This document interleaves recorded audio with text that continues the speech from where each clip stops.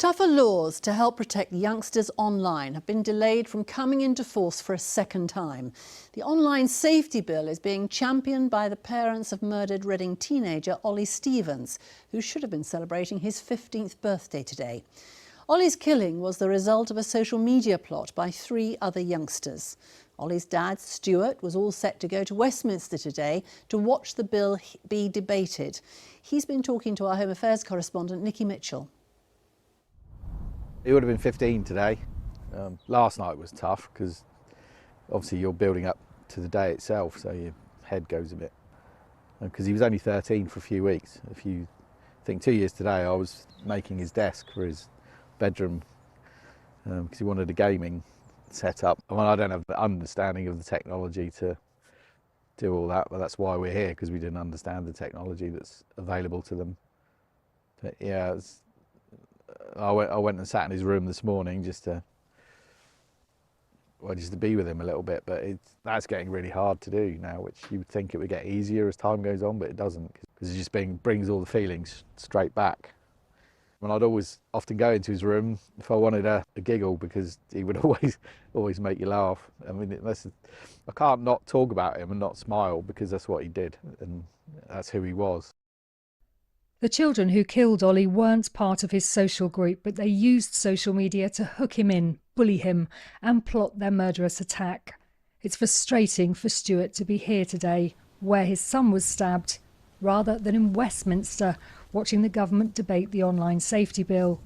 He's campaigned hard for it since Ollie's death and only found out last night it's been delayed yet again. Yeah, I was annoyed and disappointed.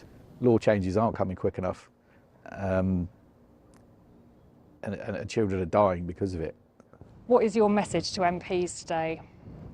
This needs to be passed, full stop. No more excuses. It's been 4 years in the making. The Australian government managed to achieve more in that time. They seem to be way ahead of the game. They have a whole department. And if you have a problem on social media, you can report it to them and they can then follow it up, be able to protect those people that are being abused. We seem to be quite far behind in that. It's tragic story after tragic story on the news, and you can point your finger squarely at social media, because without it, a lot of this stuff wouldn't happen. Our laws are out of date. They need to catch up with social media, and to be a teenager now is just terrifying. The stuff they're dealing with, most adults couldn't comprehend or deal with, let alone 12, 13-year-old children. Stuart Stevens there ending that report. Well, Nikki joins us from our Reading newsroom. Nikki, just remind us what the online safety bill will change. Well, this bill aims to deliver the government's manifesto commitment to make the UK the safest place in the world online, while, and this is critical, defending freedom of speech. Now, that is a really tough balance to get right, because if the new laws cracking down on social media platforms, on harmful content, aren't tough enough, then they will fail to protect both adults and children online and fail to stop criminal activity.